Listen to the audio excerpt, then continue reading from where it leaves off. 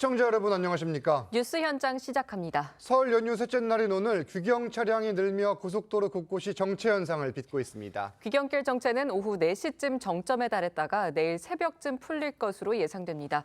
서울 요금소 나가 있는 취재 기자 연결합니다. 임서인 기자, 교통 상황 바로 전해주시죠.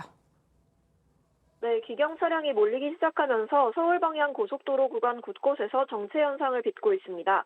막바지 귀성 차량으로 하행선 곳곳도 답답한 흐름을 보이고 있습니다. 경부고속도로 안성분기점입니다. 서울 방향으로 차들이 제속도를 내지 못하고 있습니다. 서해안선 송악나들목 상행선도 막힙니다. 중부내륙선 여주분기점 창원 방향도 차량이 서행하고 있습니다. 지금 부산을 출발하면 서울까지는 8시간, 광주에서 서울까지는 6시간 40분, 대구와 대전 출발 기준으로는 7시간과 3시간 30분이 소요될 것으로 보입니다.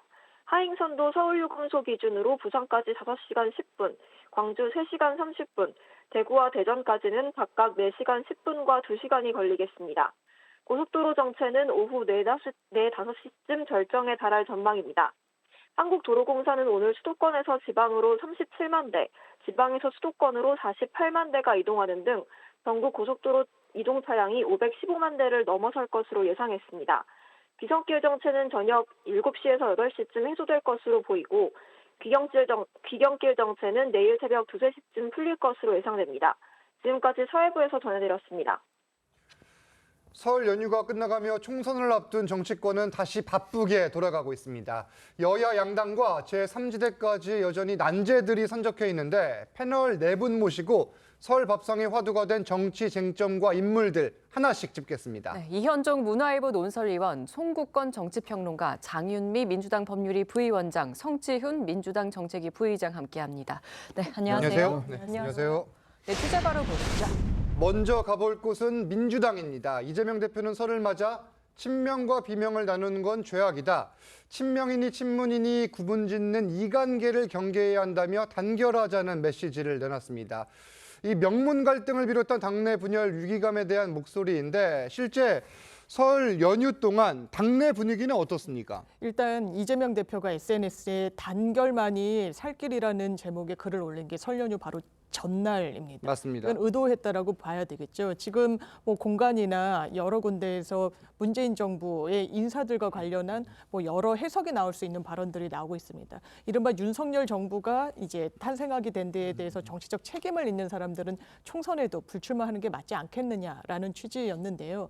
이른바 국민의힘에서 이번 총선 전략으로 그리고 또 더 나아가서 시대 정신으로 386 운동권 청산을 이야기합니다. 저는 온당하지 않다라고 생각합니다. 집권 여당의 총선 전략이 될 수도 없거니와요. 그리고 지금도 이른바 운동권 청산이 왜 시대 정신인지 모르겠습니다. 민생이 어렵고 고공물가에 경제 성장률 1%인데 그게 그렇게 주요한 정치 현안입니까?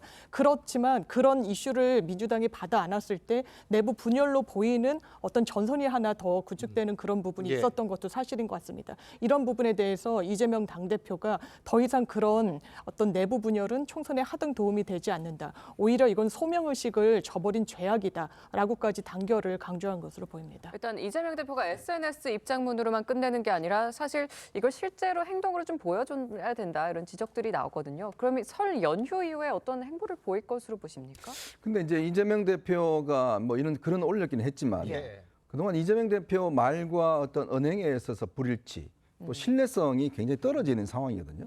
뭐 아시겠지만 이재명 대표 본인이 국민들에게 했던 공약조차도 나중에 다 뒤집어 버렸지 않습니까?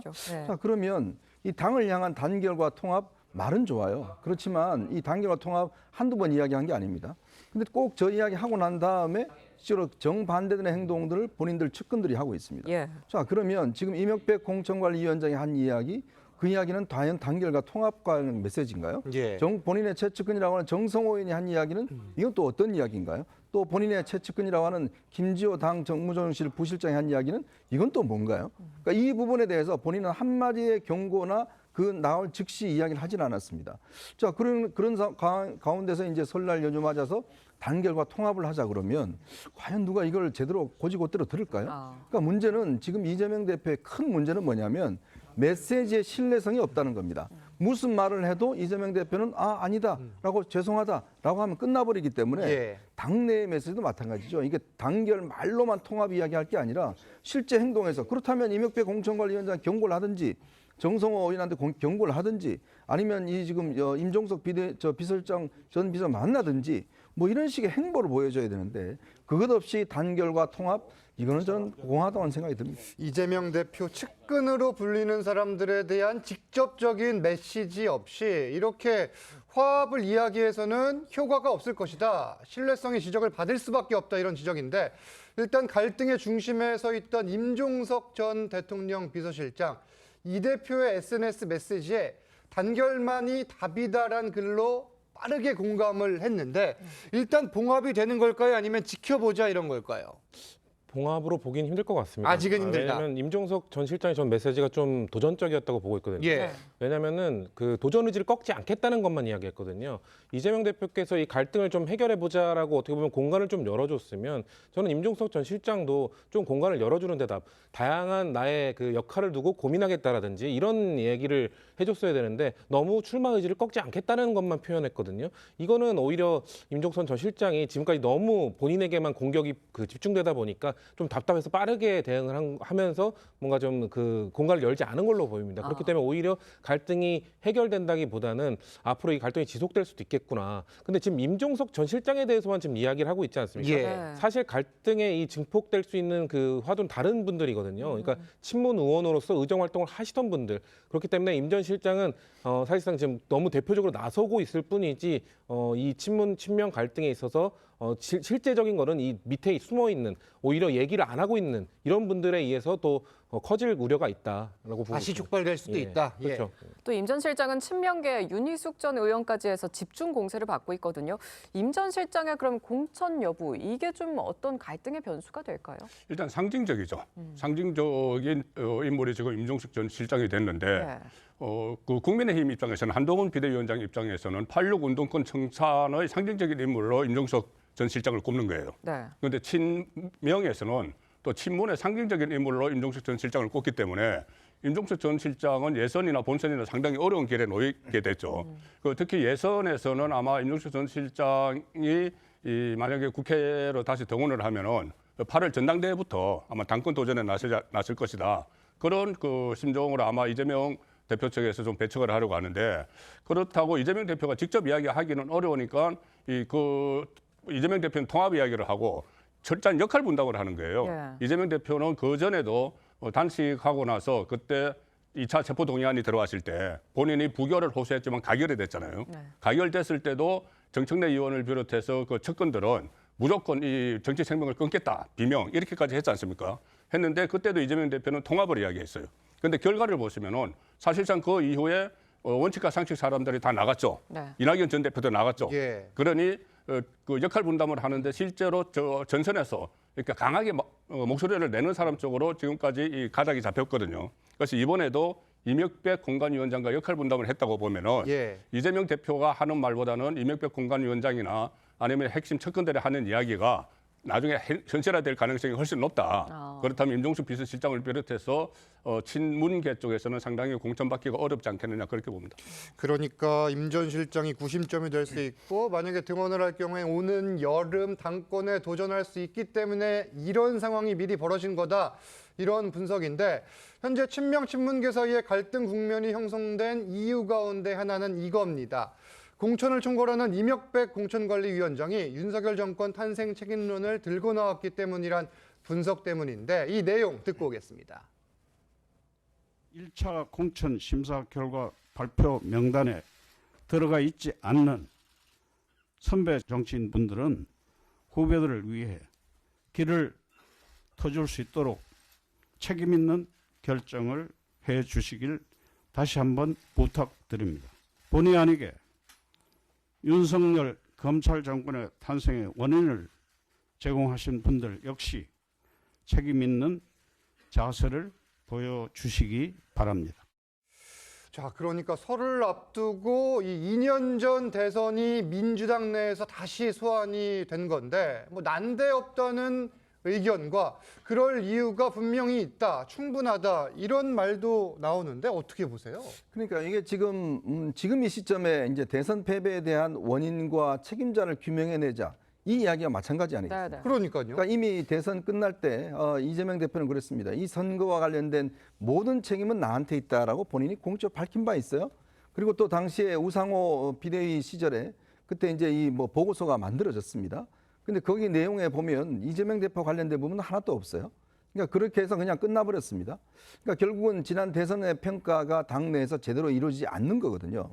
그런데 지금 와서 이제 책임을 따져보자라고 이야기를 하는 게 과연 맞는 이야기인가 싶습니다. 결국은 대선이라는 패배라는 게 일단 가장 큰 책임은 후보 개인에게 있겠죠. 그 후보 개인의 어떤 이 여러 가지 대장동 문제라든지 후보 개인의 어떤 사법적 문제 뭐 이런 것들이 실질적으로 대선 과정에서 불거져 나오면서 결정적으로 문제가 된 거 아니겠습니까? 그래서 본인도 이야기했지 않습니까? 나한테 책임이 있다라고 이야기를 했잖아요. 예. 근데 문제는 이재명 대표를 제외하고 나머지 지금 책임자를 찾자는 거거든요. 네. 그러면 이걸 어떻게 찾는다는 겁니까? 이거 뭐 자복을 하라는 겁니까? 아니면 뭐 일일이 누구 해서 당신은 책임이 몇 개 있다라고 이야기를 할 건가요? 예. 어떤 면에서 보면 지금 민주당에 있는 의원들은 공동 책임이 있는 거 아니겠습니까? 당시에 장관을 했건 뭐 당시에 문재인 정부 핵심 인물을 했건 그런데 그 책임 있는 왜 문재인 전 대통령 자주 찾아가서 인사드리는 거죠? 아니 책임의 가장 큰 문제는 전 정권이라 그러면 문재인 전 대통령 책임이 있는 거 아닙니까? 근데 때마다 문재인 전 대통령 찾아가서 그냥 같이 사진 찍고 하면서 이제 책임 규명을 하자? 결국 이 이야기는 저는 굉장히 정치적인 메시지다. 이명백 위원장은 정치학자입니다. 오래된 분인데 왜 이 이야기를 꺼냈을까? 딱 이야기해서 결국 친문이라는 말은 안 했지만 예. 이 말 속에는 친문 당신들 이제 출마하지 마 라는 이야기가 저는 포함되어 있지 않나 싶습니다. 네, 실제로 말씀하신 것처럼 2년 전에 대선 이 패배의 책임을 두고 친명계와 친문계는 서로 날선 발언을 이어가고 있습니다. 이 내용 먼저 들어보시죠. 문재인 정부가 정권 재창출을 실패한 거 아니겠습니까? 문재인 정부에서 핵심적인 역할을 했던 분들이 어떤 책임을 져야 된다는 이런 의견도 굉장히 크기 때문에 대선 패배가 문재인 대통령 탓인가? 아니지 않을까요? 너는 이 상처 때문에 안 돼 라고 하는 게 그렇게 해서 얻는 게 뭐냐 도대체 라는 말씀드리고 싶고요. 저도 이제 친문계의 대표적인 인사로 분류가 됩니다. 그러면 저보고 총선 나오지 말라는 이야기인가? 이 상황에서 잘잘못을 따져가면서 뺄셈하는 것이 승리에 도움이 되느냐? 자, 친명계 좌장 정성호 의원은 문재인 정부에서 핵심적 역할을 했던 분들이 책임져야 한다.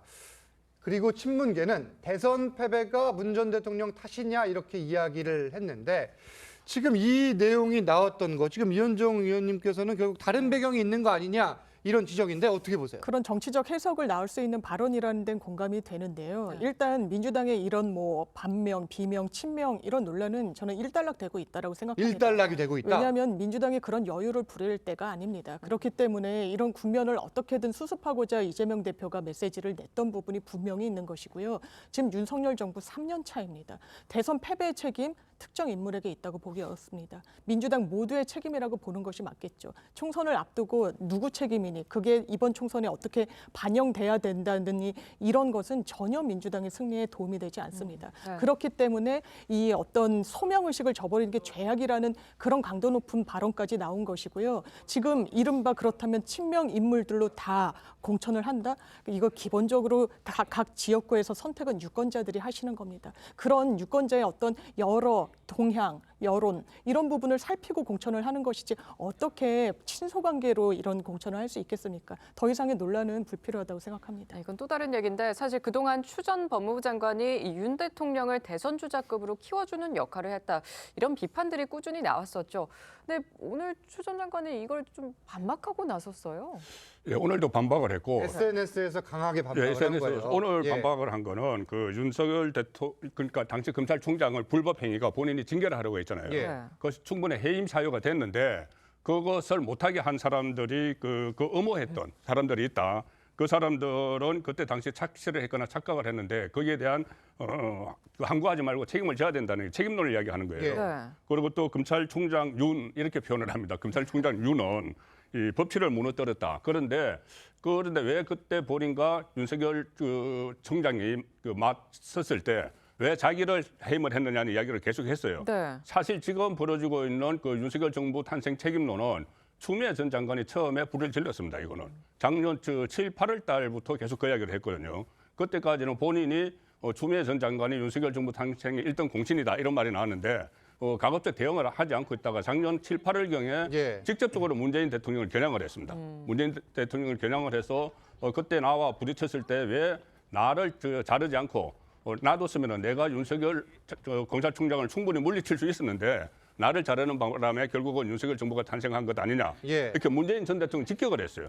그리고 얼마 전에 며칠 전에는 노영민, 그다음에 임종석 전 예. 비서실장에게 책임론을 또 제기를 했습니다. 그러면 오늘 오전 SNS는 누구를 겨냥하는 거예요? 그러니까 이게 추미애 예. 전 장관은 어떻게 보면 친문으로 분류가 돼야 되겠죠. 법무부 예. 장관을 했기 때문에. 그러니까요. 그런데 그렇지 않고 7, 8월 달에 작년 7, 8월 달에 문재인 전 대통령 공격할 때부터 예. 저는 사실상 친명 쪽으로 선회를 했다는 생각을 했어요. 본인은 그때부터. 일단 친명 쪽으로 갔다. 그렇죠. 본인 생각. 왜냐하면은 이번 총선에 출마할 의사가 있기 때문에. 예. 그래서 실제로 본인이 지역구였던 강진이 아니더라도 최근에 뭐 언론 보도에 따르면은 그 동작을 같은데 그 나경원 그 전 의원이 출마할 동작을 같은 데는 현 그 이수진 의원 지역구입니다. 이수진 의원 예. 지역구인데 거기에 여론조사를 돌렸다는 보도가 나왔어요. 네. 그러니 그렇게 만약에 그것이 민주당에서 했다면은 민주당 지도부에서 하나의 카드로 생각을 하고 있겠죠. 친문 문재인 정부 때 장관을 했지만은 민주당에 들렸다는 확인은 되지 않았습니다. 확인은 되지 않습니다. 예. 만약에 그런 게 민주당이 했다면은 친문이지만 지금 그 추미애 전 장관은 친문을 공격을 하는 문재인 전 대통령 공격을 하기 때문에 예. 여기는 또 다시 친명이 될 수도 있는 그런 상황이죠. 그러니까 친명을 본인은 자처를 하고 있고 오늘 오전에 SNS 메시지를 통해서 친문을 공격하는 내용을 올린 거다. 지금 이런 네. 분석인 건데 이러면은 이게 지금 뭐 봉합이 된다기보다는 다시 또 점화되는 분위기다. 이렇게도 해석할 수 있는 겁니까? 어떻게 봐야 돼요? 그렇죠. 사실 친명 친문 갈등을 시작한 분은 전 추 전 장관이라고 봅니다. 아, 그 전에 그렇습니까? 있었던 친명 친문 갈등은 이 정도가 아니었거든요. 예. 사실 진짜 찐명이라고 하실 수 있는 분들은 뭐 친문에 대한 공격을 그렇게 강하게 하신 적이 없었고요. 사실 친명을 좀 호소하는 분들, 그러면서 친문 지역에 도전하는 분들이 그런 얘기를 좀 했었지만 그렇게 불거지진 않았었습니다. 사실상 아까 앞에 말씀하신 것처럼 추 전 장관이 뭔가 임종석, 노영민 두 전 비서실장에 대한 책임론을 이야기하면서 이렇게 갈등이 불거진 거거든요. 근데 저는 추 전 장관에게 좀 여쭙고 싶은 게 이 친문, 문재인 정부 때 당대표도 하시고 장관도 하셨던 분이 단순히 문재인 정부를 공격한다고 해서 친명이 될 수 있습니까? 전 그거는 부적절하다고 보고 이건 친명이 아니라 친명 호소를 하고 있는 거다. 자기가 친명이라고 주장을 하는 거다. 그렇죠. 그리고 예. 국민들이 받아들이기에 어떻게 이걸 친명으로 보겠습니까? 그리고 지금 억울하다고 말씀하셨는데 아무리 검찰총장 징계를 밀어붙였다는 선의를 갖고 있었다고 하더라도 국민들이 느끼기에 피로감을 느꼈고 국민들이 느끼기에 그 당시에는 문재인 정부였고 장관이었기 때문에 강자가 상대적 약자인 검찰총장을 좀 강하게 징계하는 거 아니냐? 강자와 약자 프레임을 구축한 것도 그거에 대해서 책임에서 자유로울 수 없거든요. 저는 그래서 추 전 장관이 만약에 정말 이번에 선거에 나오고 싶었다면은 그 당시 나도 문재인 정부의 일원이었지만 이러이러한 것들이 부족했다라고 이야기를 하면서 당대표까지 하고 5선 의원을 한 자신이 왜 한 번 더 총선에 나와야 되는지 그걸 설명해야 되는데 네. 자신이 책임을 회피하기 위해서 누군가를 찍었던 것. 그것 때문에 오히려 저는 추 전 장관이 친덫에 자신이 걸렸다. 예. 자기가 친덫에 자기가 걸린 모양새가 됐다. 이렇게 보고 있습니다. 추 전 장관이 이런 메시지를 내는 상황에서 민주당 지도부는 또 어떤 선택을 할지, 어떤 태도를 보일지도 앞으로 주목해야 될 지점 같고 지금 명문 갈등뿐만이 아니라 이 친명이냐, 이른바 찐명이냐를 놓고도 갈등이 일부 불거지고 있는데 지금 비명계뿐만 아니라 친명계가 있는 현역 지역구에 이른바 찐명을 주장하는 분들이 또 가고 있다고 그래요. 어떻게 된 겁니까? 옛날에 박근혜 전 대통령 시절에 우리가 뭐 친박, 그다음에 찐박, 뭐 정말 뭐 그때 보면 온갖 박이 많았지 않습니까? 그러니까요. 그때 사태가 좀 데자뷰가 되는 것 같아요. 비슷하게 지금 나타나고 있는 것 같습니다. 뭐 친명은 그냥 보통이고 거기에 이제 플러스 찐명이 있는 것이고요. 이제 그러다 보니 이 사람들이 이제 지금 지역구에서 어떤 지금 비명계나 또 뭐 이런 친문계나 이런 데하고 예. 지금 계속 도전을 하고 있지 않습니까? 그러니까 제가 이제 이 프로 비명계 지역구 지금 의원하는 한 사람한테 이야기를 들어보니까 자기도 모르는데 그 당원들이 꽤 많이 입당을 했다는 거예요. 예. 그러니까 자기가 알 수 없는 당원들이 예전부터 꽤 많이 들어와 있다는 거예요. 네. 한 몇백 명에서 한 1,000명 단위까지. 왜 그런 걸까요? 그러니까 이게 뭐냐면 결국은 이제 이미 이 경선을 대비해서 예. 사실상 이제 이재명 대표의 어떤 그 지지층들이 각 어떤 이런 이 핵심적인 지역에 꽤 많은 권리당원으로 들어와 있는 게 아니냐. 예. 왜냐하면 경선 때 어떤 주기 위해서. 그러니까 그런 부분들이 이미 제가 볼 때는 한참 전부터 진행됐다고 봅니다. 그러니까 결국 이제 들어와서 권리당원으로서 어떤 이 경선에 어떤 표를 행사할 수 있는 권리를 가지고 예. 그러면서 어떤 비명계를 쳐내는 작업들이 실질적으로 이제 진행이 돼 왔고 이제 그러다가 이제 지금 됐는데 문제는 또 이제 친명끼리의 경쟁입니다. 그러니까 친명도 그 중에서는 좀 더 가까운 찐명이 있는 것이고 왜냐하면 지금 현역 의원들이 굉장히 많기 때문에 민주당은 이 지금 경선 후보자들이 꽤 많습니다. 예. 그러니까 서로 간에 지금 어떤 다툼이 벌어지고 있는 거거든요.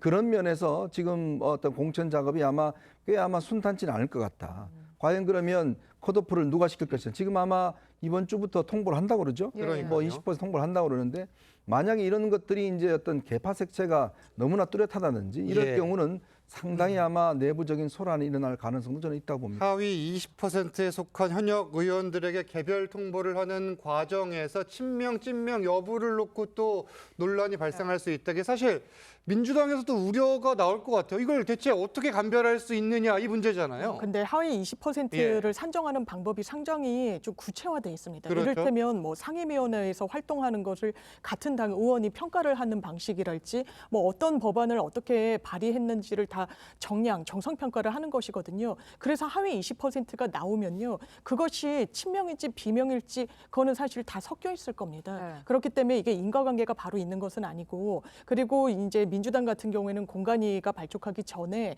총선기획단 차원에서 하위 20%의 이 퍼센테이지 감산 비율을 상당히 높였습니다. 그렇기 때문에 사실상 컷오프다라고 나오는데 지금부터 이른바 지라시 형태로 명단이 돌고 있기도 예. 하고 하죠. 이런 거는 사실 경쟁자가 굉장히 의도를 갖고 일부러 이제 마타도어를 하는 성격도 있기 때문에 이런 부분에 대해서는 법적 조치 등을 강구하고 있습니다. 알겠습니다. 그리고 조금 전 들어온 소식을 하나 전해드리면은 조국 전 장관이 2심에서 이제 1심과 똑같은 징역 2년의 실형, 법정 구속은 되지 않은 실형을 선고받았는데 내일 문재인 전 대통령을 오후에 예방을 하고 이틀 뒤 화요일이죠.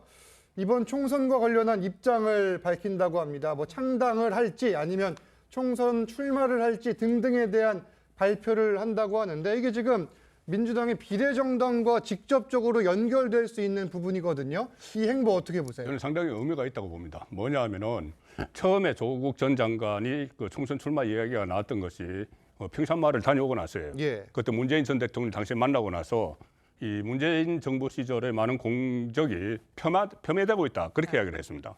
그래서 그것을 자기가 바로잡겠다는 식으로 이야기를 했기 때문에 그러면 친문으로 해서 문재인 정부의 명예회복을 가지고 총선 출마할 것 아닌가 이런 이야기가 나왔었거든요. 그게 첫 번째예요. 예. 그런데 이번에 본인이 법정 구속을 면하면서 일단은 비례대표로 도전할 가능성이 생긴 거죠. 그리고 문재인 전 대통령을 바로 찾아갔다는 것은 지금 상황에서 조금 전에 저희들이 이야기를 나눴지만 친문, 친명의 갈등을 벌이고 있지 않습니까? 그럼 본인이 다시 친문, 문재인 전 대통령의 명예회복을 가지고 비례대표를 만들 수도 있어요. 비례대표 정당을.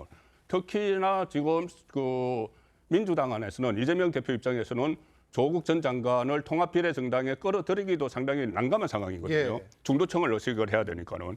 그 상황에서는 이 민주당 안에서 친문, 친명의 대결 구도가 돼 있으니 내일 아마 양산을 다녀와서는 좀 더 구체화시킬 텐데 비례대표 정당을. 그것을 아마 독자적인 비례대표 정당을 만들 가능성을 더 높였다 이렇게 볼 수가 있는 거죠. 내일 예방을 하고 이제 저녁 식사까지 문재인 전 대통령과 함께 한다고 그러는데 그러면은 민주당 쪽에서는 이 조국 전 장관과의 연대 가능성 여부 완전히 아직 선을 그은 건 아니거든요. 어떻게 나올 걸로 보십니까? 뭐 비례연합정당에 대한 원칙을 발표하더라도 뭐 조국 전 장관의 신당과 함께 한다 만다 이런 기준을 이야기하지는 않을 겁니다. 예. 민주당의 원론적인 원칙들을 이야기할 것이고 그 원칙 하에서 조국 전 장관이 추구하는 정당과 아마 함께하지 어렵지 않을까라는 생각을 갖고 있고요. 그럼에도 불구하고 조국 전 장관이 아마 호소할 수 있는 그 지지층이 따로 있거든요. 그거를 저희에서는 이제 강한 민주당이라고 하는데요. 그러니까 지난 총선에서도 좀 지지층 중에서도 좀 강한 민주당을 추구하는 사람들이 있습니다. 그런 분들이 지난 총선 때 열린민주당을 지지했죠. 예. 그런 분들의 지지층을 아마 조국 신당이 아마 흡수할 수 있을 것 같은데요. 아마 아무리 민주당과 조국 전 신당이 좀 별개의 정당으로 선거를 치른다 하더라도 국민들이 보시기에는 아마 사실상 같은 부류 아니냐, 범민주당 아니냐 이렇게 보실 수밖에 없습니다. 그렇기 때문에 민주당에서는 더더욱 총선 전략을 좀 중도에 확장할 수 있는 내부적으로 또 조국 전 장관 별도로 그런 전략들을 취해야 그런 것들을 좀 상쇄하면서 갈 수 있지 않을까. 민주당으로서는 조국의 강을 건넜는데요. 그 물줄기가 계속 민주당을 따라오고 있는 추세가 아닌가 그렇게 보고 있습니다. 알겠습니다. 네, 내용 하나 더 짚고 국민의힘 상황 보겠습니다. 앞서 한동훈 위원장이 연탄 봉사 활동에서 연탄이 묻은 모습을 놓고 정치적 쇼다 이런 취지의 의혹을 제기한 것과 우상호 의원의 욕설 발언이죠. 오늘 국민의힘에서 이 사과를 요구했는데 이건 어떤 일이 있었던 건가 봐요. 그러니까 저 연탄 봉사할 때 이제 연탄이 이제 원래 연탄 봉사하면 예. 손에 연탄이 많이 묻잖아요. 손에는 무조건 묻습니다. 네, 그리고 당연히 묻죠. 이제 그날 행사를 보니까 연탄은행 측 관계자가 와서 이제 시작할 때 조금 이렇게 얼굴에다가 이제 장난으로 묻혀줬는 모양이에요. 왜냐하면 연탄 봉사를 할 때 이제 예. 보면 이 뭐 옷 버릴까봐 싶어서 하는데 일단 버리고 하자 뭐 이런 의미에서 이제 처음에 행사할 때 귀엽게 이제 그렇게 했던 것 같아요. 네. 그거를 가지고 지금 민영배 의원이 일부러 쇼를 했다 뭐 이런 이야기를 지금 하고 있는데 예. 저는 이 논쟁 자체가 정말 이거는 우리 정치권의 수준을 보여주는 것이다. 왜냐? 저런 봉사 잘못됐습니까? 저런 쇼가 잘못됐나요? 저 연탄 한 장 때문에 올 겨울에 따뜻하게 보낼 분들이 있으시잖아요. 그렇죠. 저런 쇼는요. 100번 해도 좋습니다. 쇼라도 가치가 있는 그럼요. 일이다. 당연히 저런 쇼는 해야 됩니다. 예. 자, 민영배는 그런 쇼라도 한번 해보셨습니까? 본인은 그런 쇼도 하지 않으면서 얼굴에 묻혔니 뭐니? 저는요, 이 논쟁 자체가 지금 민주당 의원들의 어떤 수준을 보여주는 거다. 정말 민영배 의원은 어떤 사람입니까? 본인이 이 탈당을 해서 결국은 이 검수완박법 통과시키고 해서 그동안 수차례 걸쳐서 논란이 됐던 사람 아니겠습니까? 그런데 지금 선거 때 바쁜데 이런 문제까지 그냥 계속 한동훈 위원장을 따라다니면서 이렇게 이야기할 시간이 있는지 모르겠습니다. 예. 제발 좀 정신 차리시기 바랍니다. 민주당 반박 듣고 넘어갈게요. 일단 정치 쇼라고 폄훼할 건 아니라고 저도 생각합니다. 다만 이제 연탄 봉사를 한 그 지역의 주민분들이 좀 언짢다 이런 기사도 나온 건 있습니다. 그래요? 왜냐하면 우리 동네가 굉장히 살기 좋은데 가난한 동네로 낙인 찍히는 것 같아 아쉽다 뭐 이런 취지였거든요. 그래서 이건 여야 모두 이런 봉사활동을 많이 하니까 그런 부분에 대해서 어떤 조심성을 가지면 좋겠다. 그리고 얼굴에 연탄 묻은 게 그 장면만 보면 이거 자기적이지 않나라는 생각이 들어서 아마 민영배 의원이 그런 것 같은데 실제로 동영상도 공개됐습니다. 연탄은행 관계자가 이렇게 장난 비슷하게 묻혀주는 예. 거. 이런 걸로 정치권이 열정을 낭비할 필요는 없다라고 생각합니다. 알겠습니다. 다음 주제로 넘어갑니다. 지금부터는 국민의힘 상황 짚겠습니다. 이 한동훈 위원장이 한 인터뷰를 통해서 이제 언론 기사를 통해 나온 내용이죠. 국민의힘은 곱셈 공천을 할 것이다 이렇게 이야기를 했는데 곱셈 공천 어떤 의미인지부터 설명을 듣고 갈게요. 일단 공천이라고 하면 이제 곱셈이라고 하면 더 예. 커지는 거 아니겠어요? 그렇죠. 그러니까 뺄셈 공천 이야기 하잖아요. 예. 근데 공천을 했는데 더 안 좋을 수도 있는 상황이지 않습니까? 지금 이제 국민의힘에서 하는 공천을 보면 지금까지는 큰 잡음이 없는 것 같습니다. 특히 이제 중진들이 잇따라서 당의 요구를 받아들여서 지금 일단 본인이 어떤 다른 지역으로 지금 옮기는 게 순차적으로 진행이 되고 있는 것 같아요. 예. 서서히 이 흐름들이 이제 북상하고 있는 것 같습니다. 왜냐하면 이제 이 총선을 항상 겪어보면 누가 더 혁신하느냐 그리고 또 현 기존 정치권에 대한 국민들의 불신이 높거든요. 그러면 누가 더 새롭게 어떤 면에서 보면 국민들 다가가느냐 이게 중요한데 그렇죠. 그나마 이제 지금 공천에 있어서 일단 지난 이뇨한 혁신위원회가 제기했던 일단 이 중진들의 어떤 이 희생 이런 것들을 요구를 했지 않습니까? 그게 지금 현실화되고 있는 것 같아요. 그런 면에서 지금 한동훈 위원장이 하고 있는 게 이제 공천에 있어서 뺄셈이 아니라 오히려 더 이 시너지 효과가 나는 그런 공천들 그건 아마 제가 볼 때는 궁극적으로는 수도권 공천이 있을 겁니다. 그거는 예를 들어서 지금 대통령실 관계에 있어서 사실상 이제 한동훈 위원장이 주도하는 공천 예. 뭐 이런 모습들을 이제 보이겠다 이런 의지로 저는 해석을 하고 있습니다. 네, 한동훈 위원장의 민주당은 뺄셈, 우리는 곱셈 이런 방향성을 딱 정한 것 같은데 어떻게 들으셨습니까? 일단 양당 모두 뺄셈으로 시작하지 않았나요? 이준석 전 대표도 나갔고 민주당에서는 이낙연 전 대표가 나갔고 그래서 양당 모두 뺄셈으로 시작했는데 뭔가 민주당만 뺄셈이라고 이야기한 것은 좀 내로남불의 레토릭이다라고 좀 볼 수 있을 것 같고요. 근데 보통 뺄셈 아니면 그다음 덧셈이라고 하거든요. 그러니까 곱셈이라고 한 이유는 예. 덧셈보다 더 배가시키겠다라는 의지가 담겨 있는 걸로 볼 수 있을 그렇죠. 것 같고요. 근데 또 곱셈의 함정이 있습니다. 왜냐하면 곱셈에는 어느 숫자 하나라도 1보다 작으면 아무리 곱해도 더 작아집니다. 그렇죠. 예, 그렇기 때문에 지금 한동훈 위원장 앞에 있는 카드들은 뭐 기존의 영남 기득권도 있을 것이고 한동훈 위원장이 말한 시대 정치를 반영하는 뭐 영입 인재나 비대위원들도 있을 것이고 또 대통령실에서 차출된 대통령 출신 인사들도 있을 것이고 어느 하나라도 일보다 작아지게 되는 순간 어느 하나라도 좀 자기적으로 배제하는 순간 그 곱셈의 그 공천은 더 작아질 것이다라고 보고 있고요. 민주당은 글쎄요 이 곱셈이 어떻게 될지 지켜보는 것보다 민주당 사정이 더 급한 것 같습니다. 민주당도 지금 친명, 비명, 뭐 중진, 신인 이 적절하게 어느 하나도 일보다 작지 않게 하는 이 곱셈 공천을 해야 되는 상황인데요. 그렇기 때문에 양당 모두 그것을 어떻게 할 것인가를 좀 지켜봐야 되지 않나 보고 있습니다. 그러네요. 1 아래의 숫자 뭐 0.8이든 0.9든 더하면은 늘어나지만 이 숫자를 곱하면은 작아질 수밖에 없다. 이런 지금 또 경계감을 비치신 거고 앞서 윤 대통령은 특혜 없는 공천을 이야기했고 한동훈 위원장은 헌신을 강조했습니다. 이현종 의원님 뭐 수도권 이야기를 해주셨는데 한동훈 위원장 중심으로 갈 경우 윤 대통령 그리고 용산 대통령실과 공천을 둔 잡음이나 이견 발생 가능성에 대해서는 어떻게 보세요? 저는 그 영남권에서는 곱셈 공천이 충분히 가능하다고 봐요. 그런데 이제 수도권에서 과연 곱셈이 될 것이냐, 마이너스가 될 것이냐 문제인데 영남권은 가령 이런 거 저는 그때 임요한 혁신위원장 시절에는 무조건 영남권 그 영남의 중진들이 물러나거나 서울 험지로 가라고 했잖아요. 그런데 이것은 한동훈 비대위원장은 곱셈 공천을 한다는 것이 가령 예를 들어서 부산시장을 지낸 서병수 그 의원은 부산 안에 다른 지역구 험지로 옮기는 거예요. 그다음에 김태호 경남지사를 지냈으니까 경남 안에 다른 지역에 옮기는 거예요. 그 소위 말하는 낙동강 벨트라는 데 대해서 일종의 재활용을 하고 두 사람 다 수긍을 하고 그렇죠. 진출을 진짜 한다고 했어요. 출마를 하겠다고 그런데 했어요. 또 하나 거기 그 사람들이 떠난 지역은 또 물갈이를 할 수 있는 거거든요. 그렇죠. 그래서 저는 이제 곱셈이라고 생각하는데 문제는 지금 말씀하신 수도권인데 수도권에서는 아마 이 용산 출신들이나 아니면 장차관 출신들이 수도권에 출마하는 사람들이 한 60% 정도 됩니다. 한 40%가 영남으로 갔고 한 50% 정도 되죠. 충청도에 있으니까. 이 여기를 이제 어떻게 정리를 할 것이냐에 따라서 이게 한동훈 비대위원장이 그 전체적으로 곱셈 공천을 했는지 마이너스 공천을 했는지 그 판가름이 나는데 저는 일단은 용산에서 많은 협조가 있어야 된다고 봐요.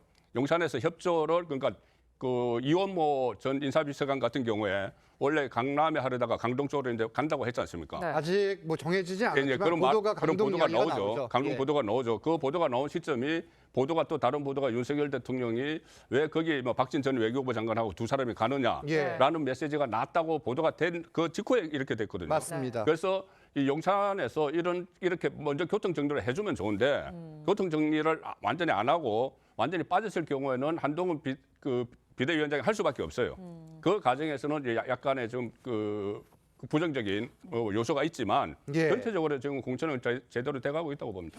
지금 일부 대통령실 출신의 이 출마자들, 예비 후보들은 역차별 이야기를 하면서 또 항변을 하고 있고 이 대통령실 참모 출신들이 그러면은 양지에 남을 가능성과 반대로 이제 다른 곳으로 재배치될 가능성이 지금 팽팽하게 가능성을 둔 전망인데 어떻게 보고 계세요, 민주당에서? 이른바 양지를 찾아갈 동인이 상당히 있죠. 왜냐하면 윤석열 정부 집권 초반부입니다. 그렇다면 윤석열 대통령과 호흡을 맞췄던 스태프들, 대통령실 인사들, 장차관들, 국회에 입성할 필요성이 있겠죠. 그런데 그분들이 어디로 향하고 있는지를 볼 필요가 이런 면에서 있다고 봐야 되겠습니다. 지금 영남권, 이른바 국민의힘의 양지라고 불리는 곳들 많이 가고 있습니다. 한 언론에서는 소리 없는 내전이 국민의힘에서 벌어지고 있다라고까지 진단을 할 정도예요. 왜냐하면 영남의 58개 현역 의원 지역구 중에 20곳에 출사표를 던졌거든요. 그리고 TK 지역으로 좁히면 더 비율이 높아집니다. 그렇다면 이 교통정리를 어떻게 한동훈 비대위원장이 해낼 것인지,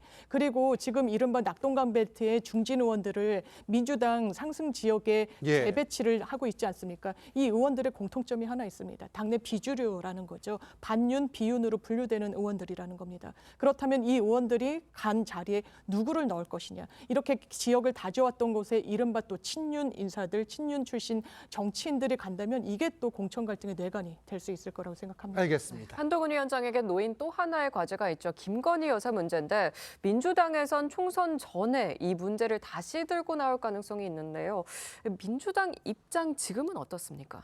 사실 이걸 잡고 공격할 수밖에 없습니다. 왜냐하면은 지금 김건희 도이치모터스 특검법 아직 제표 결도 남아 있고요. 예. 그리고 민주당 입장에서는 오히려 대통령이 어느 정도 이번 대담에서 그 며칠 전 대담에서 어느 정도 사과나 털어냈다면 계속해서 이 문제를 짚고 계속 지적하기가 좀 곤란했을 수 있습니다. 부담스러운 면이 있었을 것이다. 그렇죠. 국민들이 예. 느끼기에 아니, 대통령이 그래도 사과를 했는데 계속해서 이것만 물고 늘어지지 말고 뭔가 민주당의 전략을 보여라, 비전을 보여라 이런 공격에 역공에 휩싸일 수 있는 상황이었거든요. 근데 지금 대통령이 사실상의 사과를 하지 않았고 예. 국민 눈높이에 맞는 답변도 해주지 않았습니다.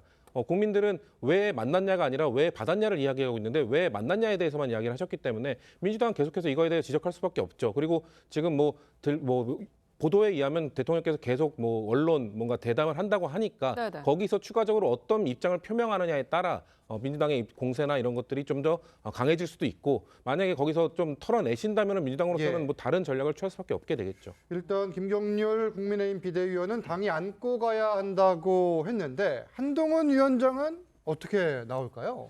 근데 이 문제는 예. 이제 대통령의 대담을 통해서 저는 일단 한 고비는 넘었다는 생각이 들어요. 일단 고비는 넘었다. 왜냐하면 어떤 이슈가 이제 어떤 좀 피로감들이 좀 생기는 거거든요. 예. 너무 오래될 경우에. 네. 그리고 또 새로운 어떤 이 이슈에 대한 어떤 새로운 어떤 의혹이나 동력이 나오지 않은 이상은 아마 이 이슈는 이제 더 이상의 어떤 저는 휘발성은 이제는 좀 잦아든 거 아닌가 이런 생각이 듭니다. 그러니까 김경률 비대위원이 한 이야기도 뭐냐면 결국 이제 이 현재 상황들을 그냥 당이 안고 총선을 칠 수밖에 없다는 이제 취지 아니겠어요? 예. 더 이상의 문제제기라든 이런 것들이 왜냐하면 대통령의 입장을 밝힌 상황에서 더 할 경우에 이거는 해결점이 없는 거거든요. 네. 저는 한동훈 위원장도 이 가운데서 아마 이제 입장을 취할 것 같다. 예. 그리고 이제 더 이상 이 문제는 아마 여권 내에서는 이제 문제 삼지 않겠지만 물론 야당에서 문제 삼겠지만 예. 그러나 이건 좀 국민들이 판단하실 문제인 것 같고 그렇죠. 이 상당한 피로감이 있기 때문에 저는 크게 어떤 이슈화되기는 어렵지 않겠나 싶습니다. 피로감이 있기 때문에 더 이상 이슈화되기는 쉽지 않을 거다. 이런 분석이고 네.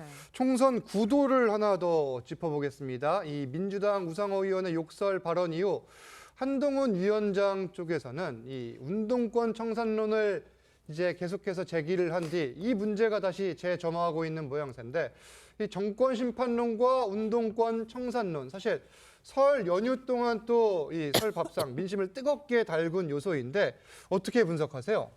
일단은 처음에 그 총선 프레임은 정권 심판론이었죠. 그렇죠. 그때 그 이재명 대표가 계속 윤석열 대통령을 공격을 하면서 이재명 대 윤석열 구도를 만들어 갔는데 한동훈 비대위원장이 등판을 하면서 구도가 지금 약간 바뀌고는 있어요.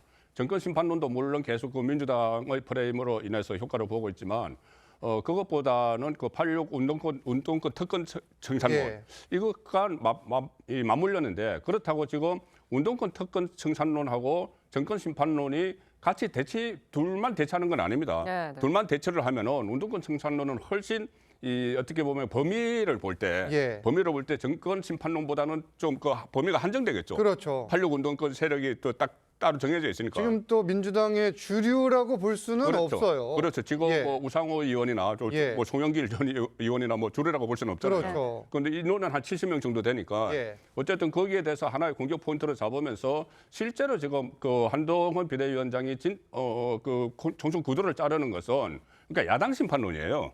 그 운동권 심판론은 전체 야당 심판론 중에 한 그 줄기가 되는 것이고 예. 그 계속 그 이재명 대표에 대해서 공격을 하지 않습니까? 사법 리스크에 대해서. 그래서 결국은 야당 심판론 대 정권 심판론 이 구도로 가면서 특히 야당 심판론 중에서도 이재명 심판론 이쪽으로 지금 한동훈 비대위원장이 구도를 짜가는 그런 상황인데 지금은 어느 쪽이 이것을 그 주축이 될지는 좀 더 지켜봐야 되는 거죠. 예. 그런데 홍준표 대구시장은 운동권 청산론을 두고 이런 주장을 했습니다. 먼저 목소리 들어보시죠.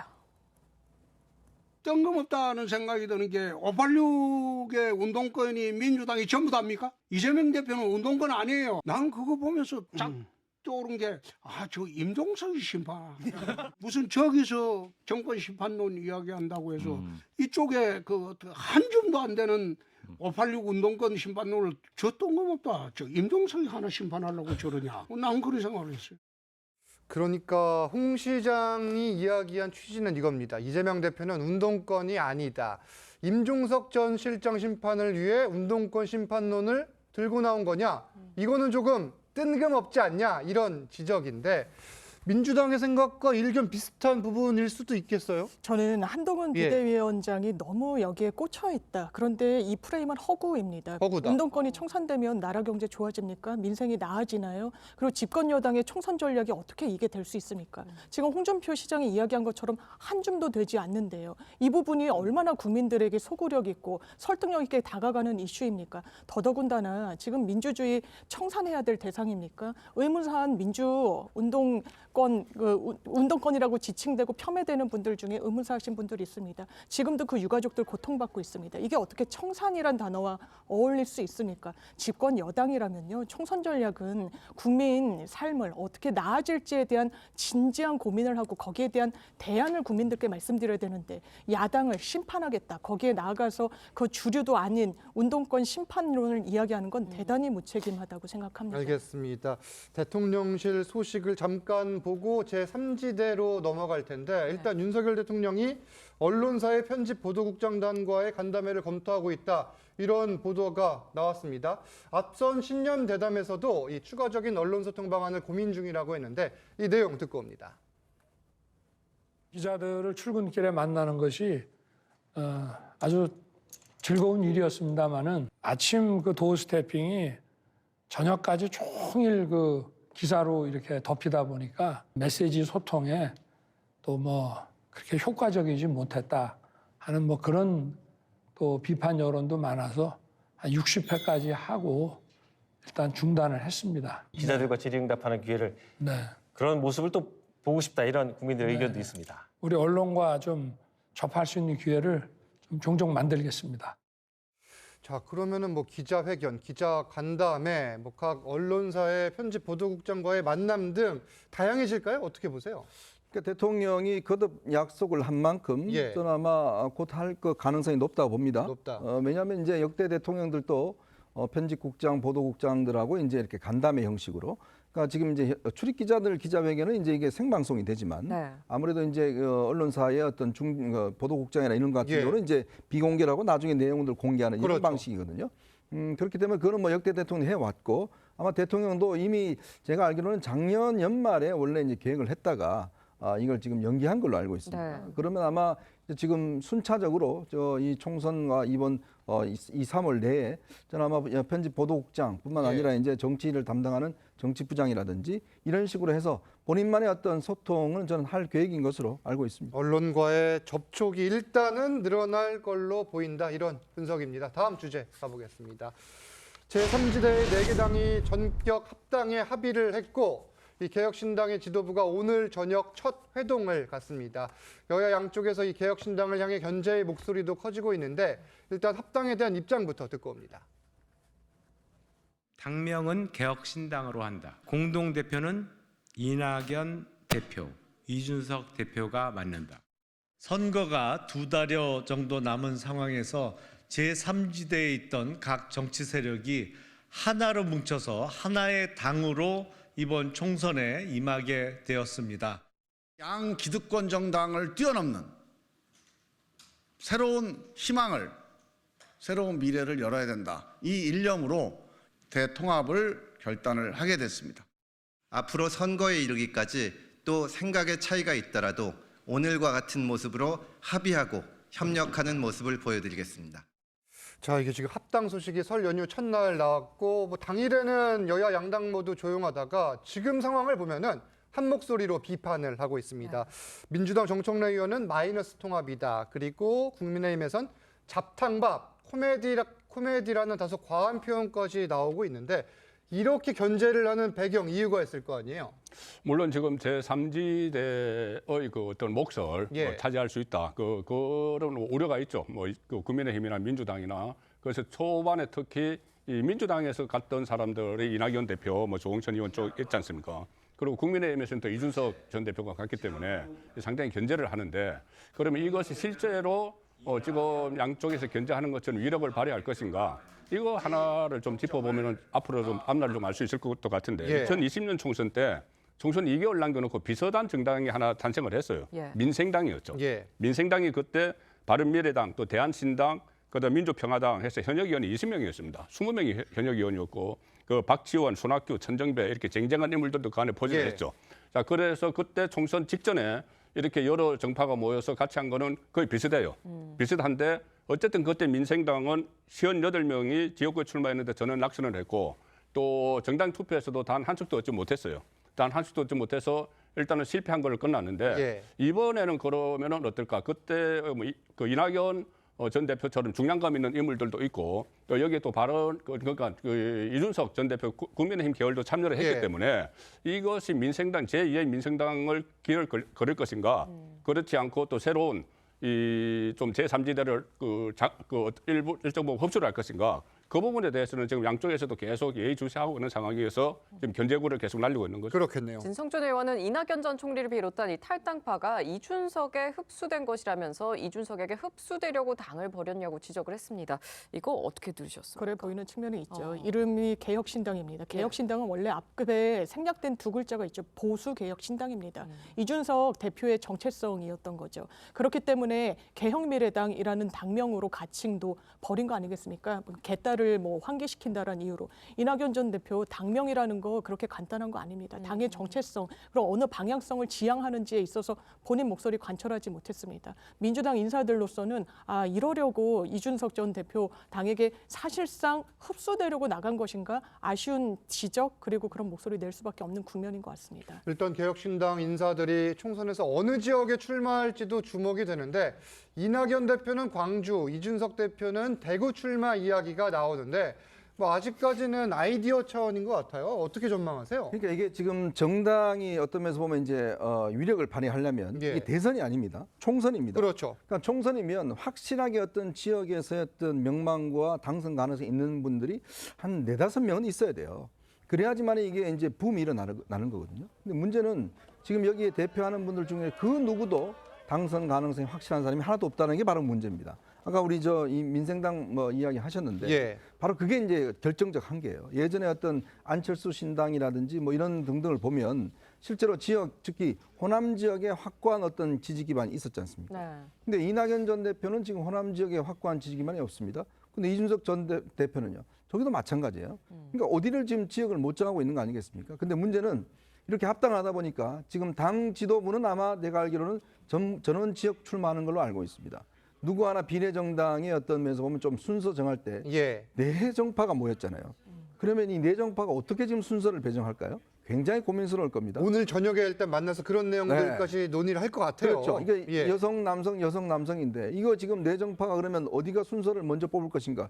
이것도 그냥 해서 뽑기 할 기도 아닐 거 아니겠습니까? 그러니까 모든 것들이 지금 난관에 있는 거죠. 더군다나 확실하게 지도부가 이제 지역에 출마해야 되는데 그러면 이준석 전 대표가 계속 이낙연 대표한테 지역 출마라고 이야기했잖아요. 그럼 본인도 해야 되잖아요. 근데 문제는 대구 내려갈 수 있을까요? 대구 가서 과연 3-4번이나 선거 떨어졌는데 또 한 번의 어떤 실패를 또 예측하고 갈 수 있을까요? 저는 그런 등등의 현실적인 문제가 지금 금태섭 전 의원은 지금 종로 출마를 선언했는데 다들 마찬가지로 지금 지역 출마해서 정말 열심히 뛰어도 안 될 수 있는 그런 상황인데 문제는 이게 과연 앞으로 내 정파가 순조롭게 갈까라는 의문점은 솔직히 있습니다. 좀 부정적인 전망을 해주셨는데 뭐 사실 아직은 모릅니다. 지역을 아직 정하지 않았고 실제 각 인물별로 지역에 투입이 됐을 때 어떤 파급력을 낳을지 알 수 없기 때문에 지금 여야 모두 민감하게 반응하는 상황인데 이게 지금 공천 심사 과정에서 탈락한 사람들 중에 이동을 할 수도 있는 거고 그 전에 또 이동을 할 가능성도 있는 거잖아요. 어떻게 보세요? 공천 탈락 이전에는 이동할 가능성이 매우 낮다고 보고요. 그 이준석 대표가 뭐 교섭단체 확신 이런 발언까지 하는 이유는 그 이후에 컷오프 당한 의원들이 올 거라는 희망사항이죠. 그렇기 때문에 제3지대 한계가 이겁니다.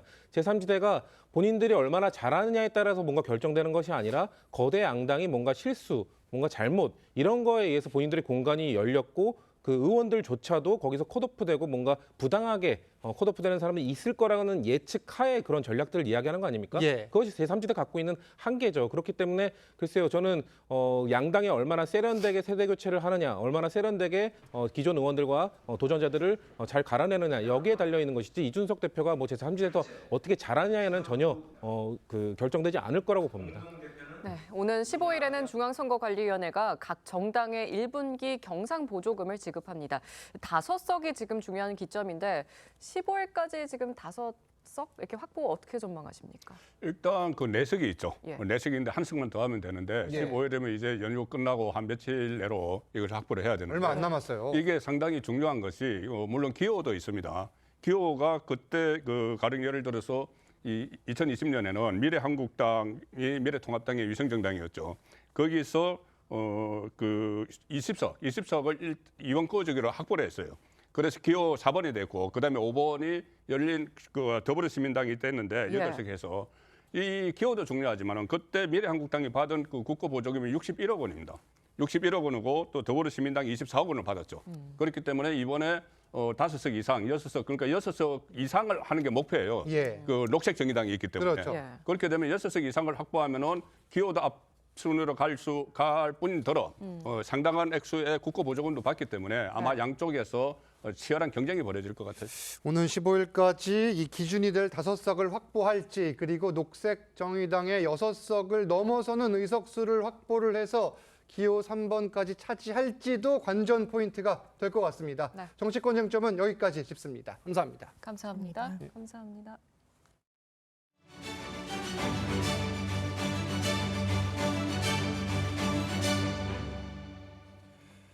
경기 고양시의 한 아파트에서 자신의 어머니를 살해한 혐의를 받는 30대 남성이 경찰에 붙잡혔습니다. 술을 마시고 어머니의 흉기를 휘두른 이 남성은 경찰에 체포되기 직전까지 어머니 시신 옆에서 잠을 자고 있었습니다. 잠시 뒤에 이 남성에 대한 영장 실질 심사가 진행됩니다. 정준영 기자의 보도입니다. 구급차가 아파트 단지에서 나옵니다. 20여 분 뒤 경찰 과학수사대 차량도 같은 길을 따라 나오고 아파트 현관엔 경찰 통제선이 설치됐습니다. 설 당일인 새벽 1시쯤 지인이 사람을 죽인 것 같다는 112 신고가 접수됐습니다. 30대 남성 A씨가 함께 살던 50대 어머니를 살해했습니다. A씨는 범행 후 지인에게 연락했는데 흉기에 목 부위 등을 크게 다친 어머니는 현장에서 숨졌습니다. 반이 없어갖고 자고 있는 것 같다 뭐 이렇게 해갖고 억지로 이제 문을 열고 들어가시는 걸 알고 있어요. 경찰 출동 당시 A씨는 어머니의 시신 옆에서 잠이 든 상태였습니다. 경찰 조사 결과 A씨는 음주 사고를 내고 복역한 뒤 출소한 지 얼마 지나지 않아 범행을 저지른 것으로 파악됐습니다. 출소한 지 한 달밖에 안 됐어요. 이해가 안 되는 얘기를 해서 좀 더 조사를 해야 될 것 같아요. 경찰은 A씨에 대해 구속영장을 신청하고 구체적인 사건 경위를 조사할 계획입니다. TV조선 정준영입니다. 보신 것처럼 설 연휴 기간 아들이 어머니를 살해하는 사건이 발생했습니다. 잠시 뒤 구속 전 피의자 신문이 진행되는데 한 주간의 이슈들까지 하나씩 알아보겠습니다. 네, 허주연 변호사 새로 모셨습니다. 안녕하세요. 안녕하세요. 저 리포트에서 봤듯이 일단 이 남성의 범행 지금 설 연휴에 또 벌어져서 충격을 주는 사건인데 지인의 신고로 알려졌다고 해요. 본인이 범행을 저지르고 지인에게 얘기를 했고 이 얘기를 들은 지인이 놀라서 경찰에 신고를 하면서 경찰이 출동을 한 그런 사건입니다. 사건은 지난 10일 새벽에 경기 고양시 한 아파트에서 벌어졌는데요. 이 술에 취한 30대 남성이 50대 어머니를 흉기로 살해하고 그 옆에서 태연히 잠을 자다가 긴급 체포된 사건입니다. 사건 발생 전날 밤 지인과 같이 술을 마신 뒤에 귀가를 했고 이 귀가 과정 중에 편의점에 들러서 전자담배를 피우면서 술을 더 사는 그런 CCTV까지 확보가 된 상태이고요. 그래서 아마 집에서 술을 더 마신 걸로 추정이 되는 상황입니다. 그래서 이 집에서 뭔가 모종의 어떤 과정을 거쳐서 어머니를 흉기로 살해를 했는데 문제는 이렇게 살해하는 범행을 저지르고 자기 지인한테 얘기를 하고 자기는 정작 어머니의 시신 옆에서 그대로 태연하게 잠이 들어 있었다는 거예요. 경찰이 긴급 체포를 한 상황이고요. 지금 준속살해 혐의로 구속영장이 청구된 상황입니다. 네, 오늘 오후 4시부터 이 남성에 대한 영장 실질 심사가 진행되는데 구속 여부는 어떻게 전망하십니까? 구속될 가능성 상당히 높다고 봅니다. 일단 어머니를 살해했다니 존속 살해죄 이 범죄 자체가 굉장히 중대하고요.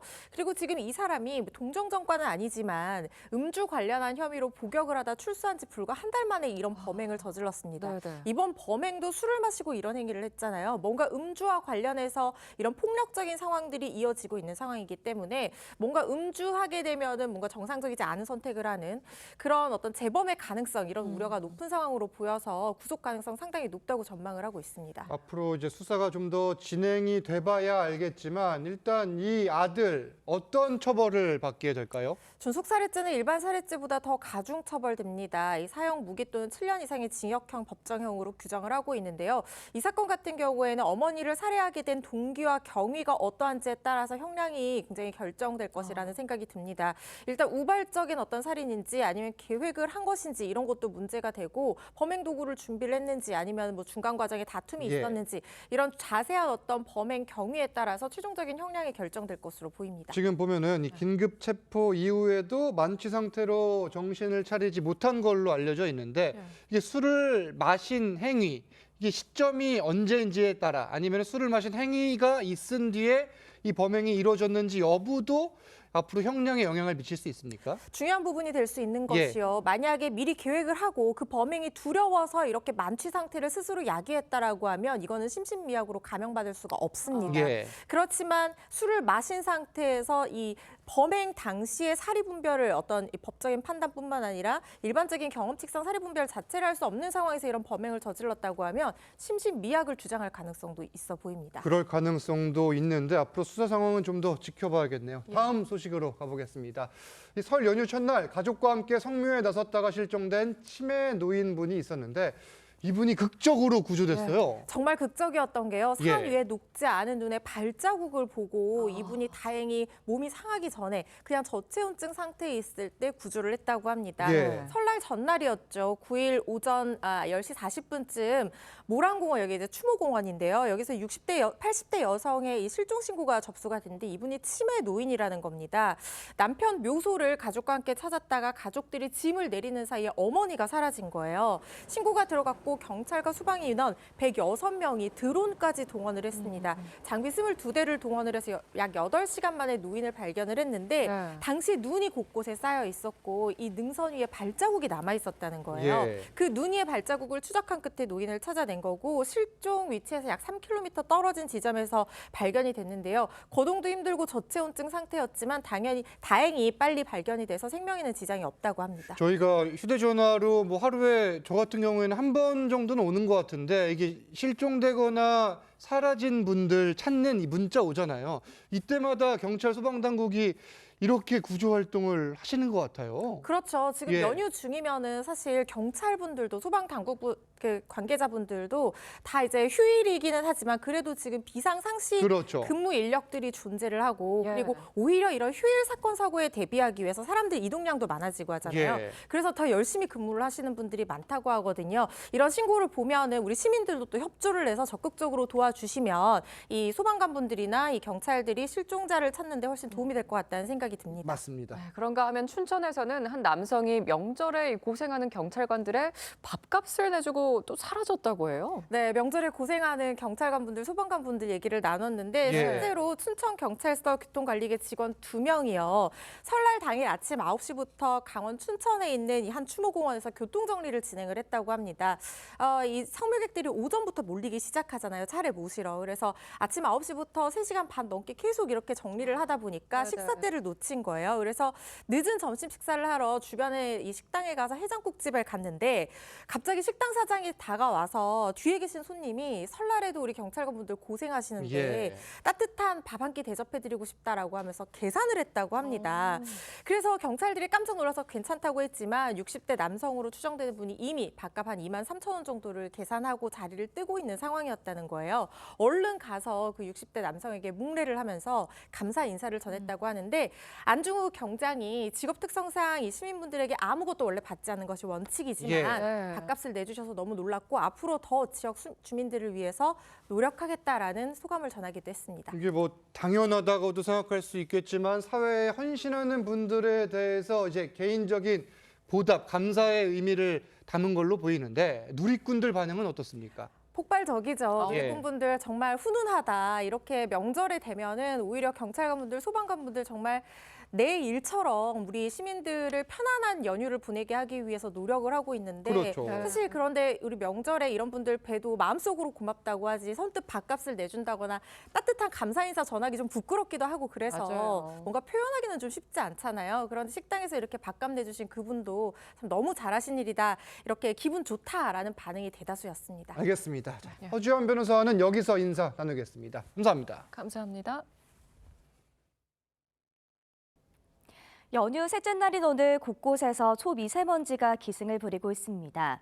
현재 충남과 경남에 초미세먼지 주의보가 내려진 가운데 수도권과 남부지방을 중심으로 초미세먼지 농도 나쁨 단계에 보이고 있습니다. 먼지가 계속해서 유입되면서 오늘 강원 영동을 제외한 전국에서 초미세먼지 농도 나쁨 단계에 보이겠습니다. 내일도 고농도 미세먼지가 추가로 유입되면서 공기가 탁하겠습니다. 오늘 가끔 구름 많겠고 중부 내륙으로는 눈이 날리거나 빗방울이 떨어지는 곳이 있겠습니다.